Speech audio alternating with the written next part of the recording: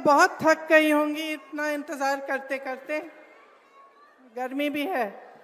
तो सबसे पहले मैं आप सबको धन्यवाद देना चाहती हूँ कि आप यहाँ आई हैं और एक दूसरी की जो समस्याएं हैं उनके बारे में मुझे आपने अवगत किया, उसके साथ साथ आप मेरी बातों को भी सुनने के लिए आई हैं।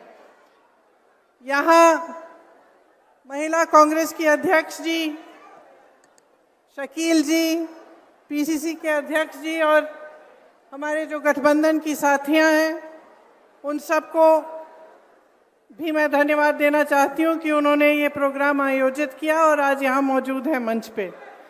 देखिए, हम सब महिलाएं हैं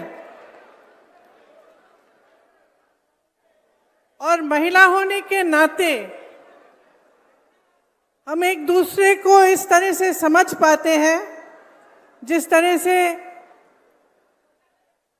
दूसरे नहीं समझ पाते, आदमी नहीं समझ पाते, क्योंकि हमारा जीवन अलग होता है।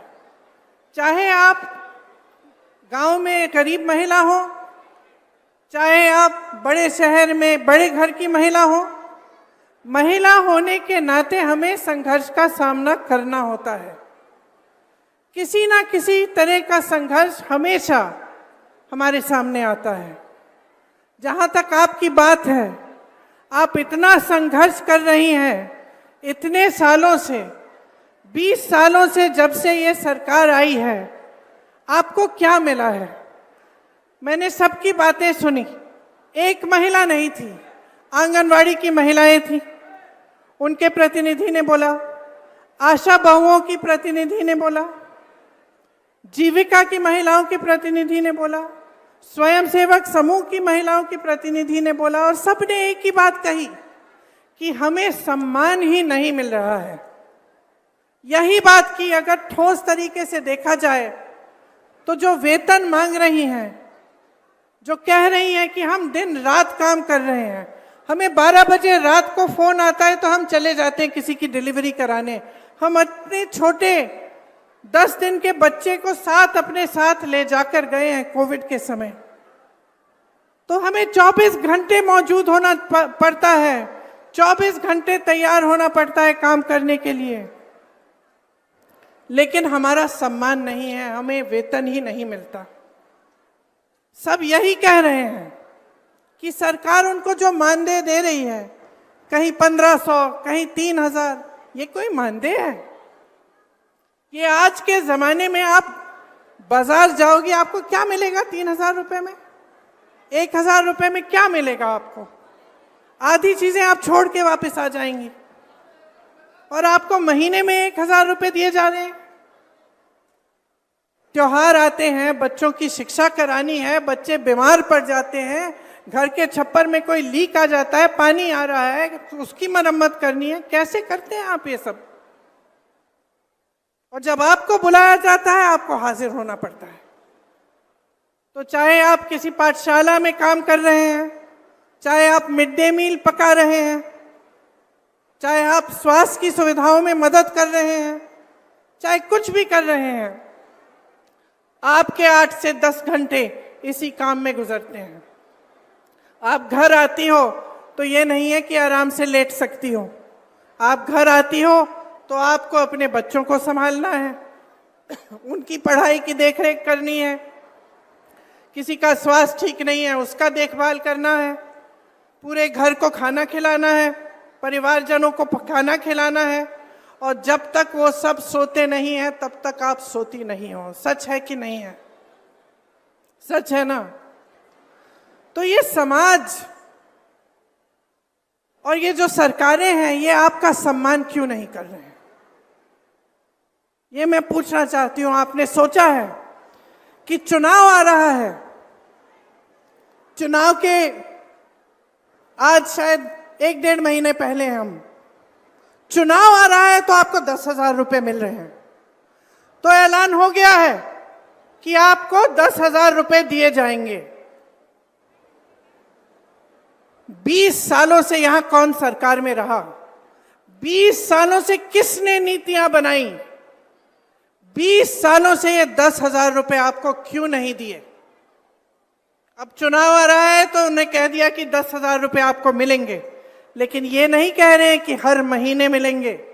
ये नहीं कह रहे कि आपका मानदेय 10,000 रुपए हो जाएगा, कि उसको बढ़ाकर हम आपको 10,000 रुपए देंगे। ये सिर्फ ये कह रहे हैं कि अब बड़ी संख्या में हम महिलाओं को 10,000 रुपए दे देंगे। क्यों? ताकि आप अपना वोट उनको दें। सिर्फ एक ही मकसद है, एक ही नियत है। महिला पर क्या बीतती है?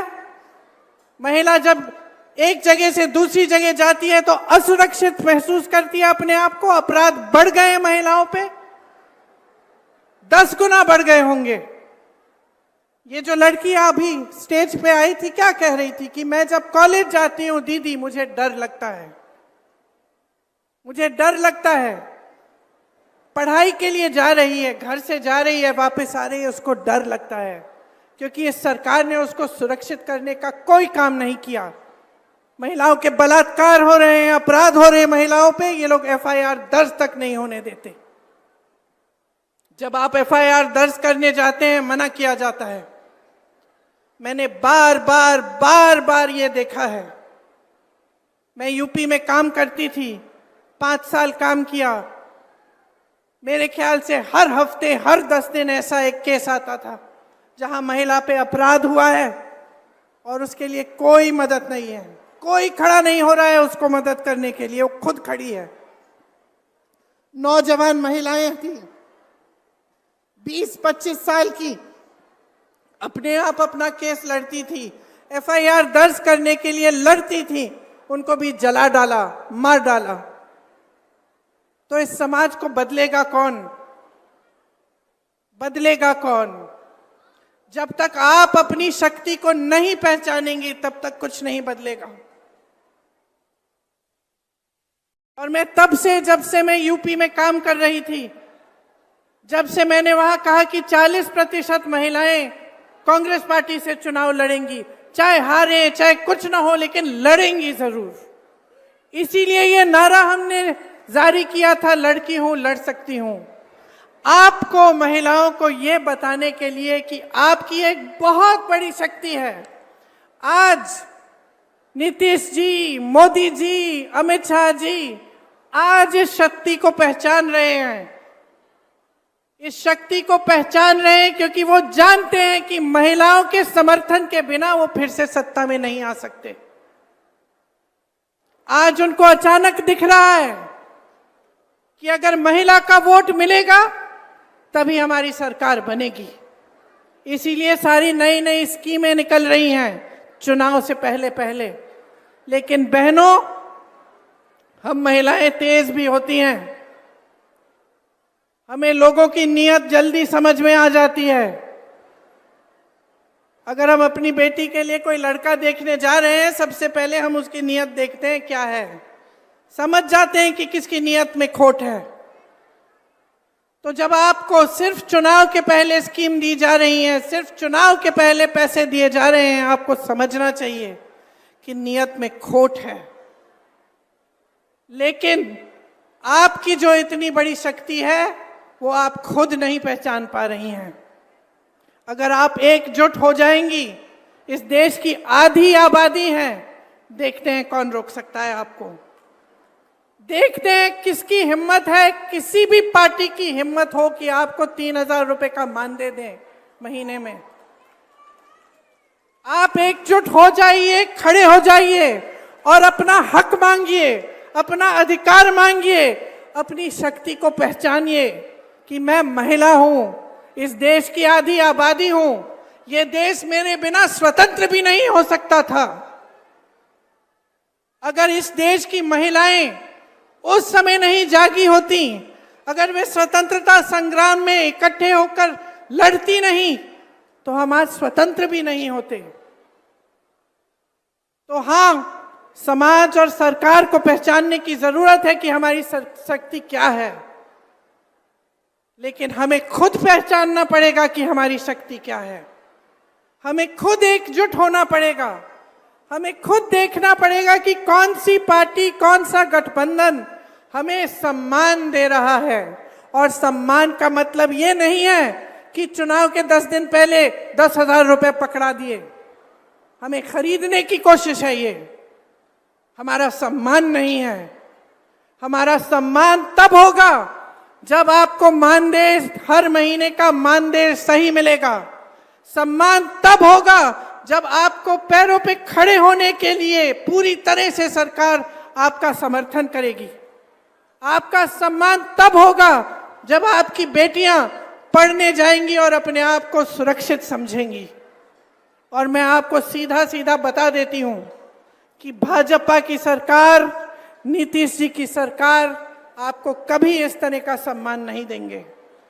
20 सालों से इनकी सरकार चल रही है। आप आवाज उठाती हैं तो क्या होता है? यहां मंच पे कहा, आप आवाज उठाती हैं तो आपका मुंह बंद किया जाता है, पुलिस आ जाती है आपको पीटने, आपको गिरफ्तार करने के लिए। क्यों? अपराध कर रही हैं आप। अपराधियों को तो गिरफ्तार नहीं किया जा रहा है, लेकिन आप आवाज उठा रही हैं, आप अपना हक मांग रही हैं। आप कह रही हैं कि मैं 8 से 10 घंटे काम करती हूं, मुझे ये 1,000-1,500 रुपए का मानदेय, ये 3,000 रुपए का मानदेय स्वीकार नहीं है, मुझे सम्मानजनक मानदेय दो। तो आपको पीटा जाता है, आपको पकड़ के थाने ले जाया जाता है। ऐसी सरकार कभी आपका सम्मान नहीं कर पाएगी। हमारे गठबंधन ने तय किया है कि जो जरूरतमंद महिलाएं हैं उनको 2,500 रुपए हर महीने मिलेगा। आपके मानदेय की बात हम सब अच्छी तरह से समझ रहे हैं और आपके मानदेय को बढ़ाने के लिए, आपके सम्मान के लिए हम सब काम करेंगे। आपने यहाँ मंच पे कई महिलाओं ने अपने बच्चों की स्वास्थ्य की बात की। हमने तय किया है कि जिस तरह से कांग्रेस की सरकार ने राजस्थान में 25 लाख का स्वास्थ्य बीमा जारी किया था, उस तरह से बिहार में हम उसे लागू करेंगे।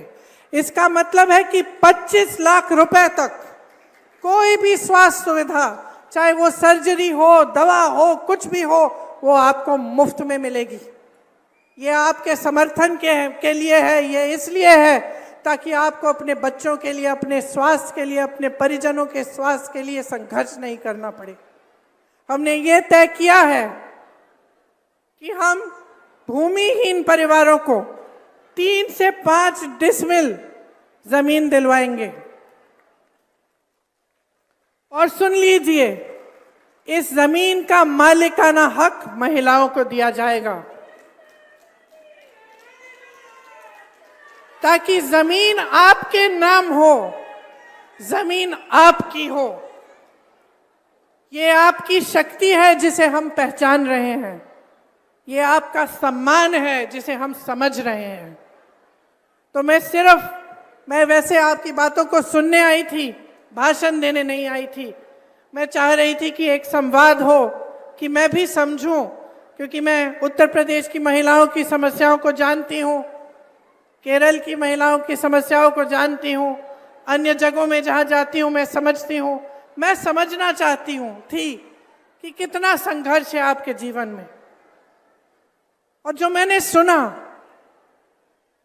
उससे स्पष्ट हो गया है कि आपके जीवन में इतना संघर्ष है। आप पूरे समाज का बोझ उठा रही हैं, आप समाज का बोझ उठा रही हैं, लेकिन समाज और सरकार आपकी तरफ देख ही नहीं रही है। जहां सरकार को मदद करनी चाहिए, जहां आपको सशक्त करना चाहिए, वो काम नहीं हो रहा है। एक बहन ने रोजगार की बात की, कहा कि यहां से तमाम लोग पलायन करके चले जा रहे हैं। इसका मतलब है आप अकेली रह जाती हैं, अकेली सभी संभालती हैं। जो पैसा आता है उससे खर्चा हो जाता है, ऊपर से आप आशा बहुएं हैं, आंगनवाड़ी हैं, आप ये सब काम कर रही हैं, जीविका का काम कर रही हैं, और फिर भी संघर्ष है, अकेली रह रही हैं। तो इतना संघर्ष है, इतना बोझ उठा रही हैं आप, क्या इस बोझ को पहचानना नहीं चाहिए? नेताओं को, सरकारों को क्या आपको नकारा जाना चाहिए? क्या ऐसी बात होनी चाहिए कि भाई चुनाव आ रहा है, चलो अब महिलाओं के लिए जल्दी जल्दी एक स्कीम निकाल देते हैं, 10,000 रुपए पकड़ा देते हैं, हमें वोट मिल जाएगा? क्या ये सही है? मैं सिर्फ ये कहना चाहती हूं कि अपने अंतर्मन में झांको, देखो जीवन क्या है आपका। आप जी रही हो, आप संघर्ष कर रही हो, आप अनुभव कर रही हो। ये मेरी बहन वर्दी पहन के खड़ी है, पुलिसकर्मी है।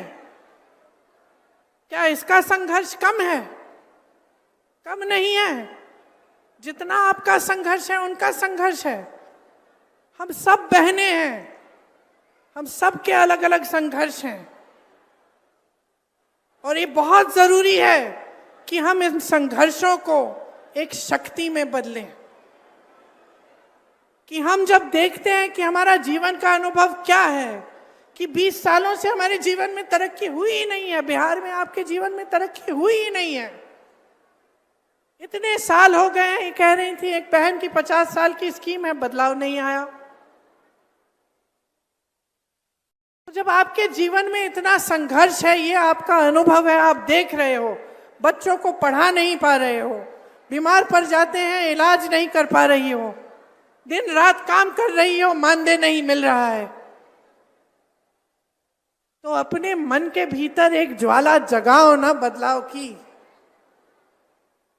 बोलो ना कि हमें बदलाव चाहिए, कि ये शक्ति हमें महात्मा गांधी जी के संघर्ष ने दी थी, हमारे संविधान ने दिया है, हमें, हमारे पास वोट है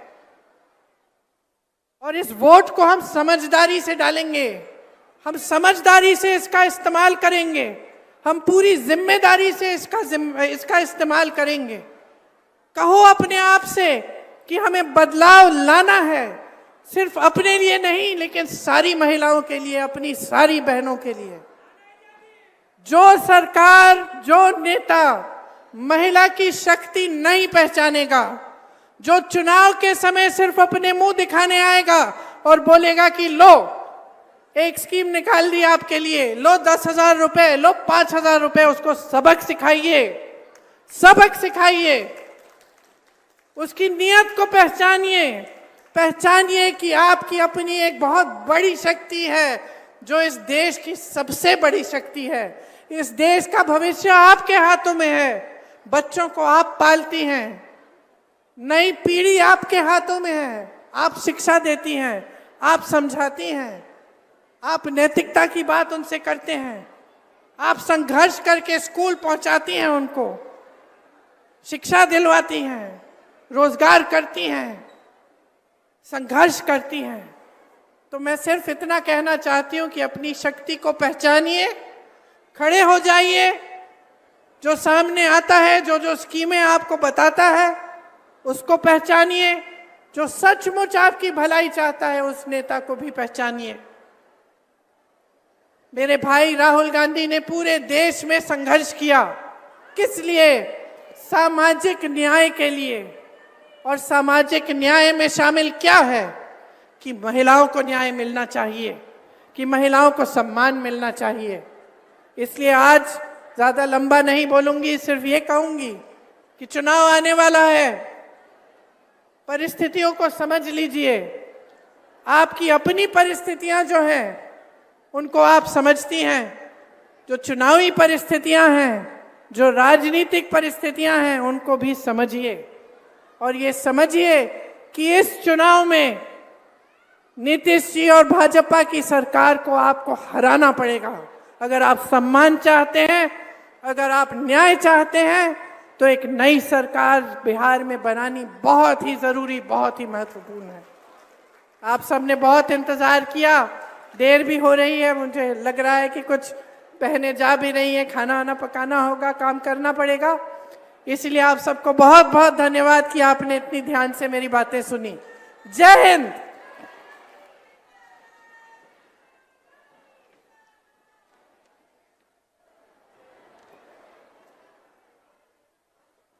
बहुत बहुत धन्यवाद अपनी बड़ी बहन को मैं करना चाहूँगी पूरी बिहार की महिलाओं की तरफ से, कि आपने बिहार की महिलाओं के मुद्दों को इतने बेहतरीन तरीके से समझा, एक महिला का दर्द, एक महिला की क्या मजबूरी होती है जिंदगी में, उसको किस तरह के चैलेंजेस आते हैं, चुनौतियां आती हैं, उन पे आपने बहुत गहराई से बात की। शायद अभी तक के पूरे राजनीति में बहुत कम महिला नेता और बहुत कम ऐसे नेता होते हैं जो कि महिलाओं के मुद्दों को इतनी गहराई से बातचीत करते हैं।